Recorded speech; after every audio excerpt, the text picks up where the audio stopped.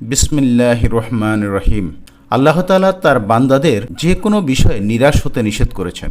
আল্লাহ ও তার রাসূল সাল্লাল্লাহু আলাইহি ওয়াসাল্লাম মানুষকে নিরাশ না হওয়ার জন্য উৎসাহিত করেছেন। কোরআন ও হাদিসে বারবার এসেছে যে বান্দা যেন আল্লাহর রহমত থেকে নিরাশ না হয়। বিশেষ করে গুনাহ করার পর আল্লাহর রহমত থেকে নিরাশ হয়ে যাওয়া একটি গুরুতর পাপ।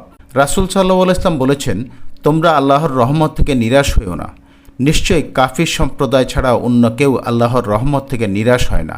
সূরা ইউসুফ আয়াত 87। হাদিসে আরও এসেছে, তোমরা যারা গুনাহের মাধ্যমে নিজেদের প্রতি বেশি অত্যাচার করেছ তারা আল্লাহর অনুগ্রহ থেকে নিরাশ হইও না। নিশ্চয়ই আল্লাহ তোমাদের সকল গুনাহ ক্ষমা করবেন, তিনি ক্ষমাশীল ও পরম দয়ালু। সূরা জুমার আয়াত 53-54। সুতরাং আল্লাহর রহমতের উপর বিশ্বাস রাখা এবং যে কোনো পরিস্থিতিতে নিরাশ না হওয়া মুমিনের বৈশিষ্ট্য।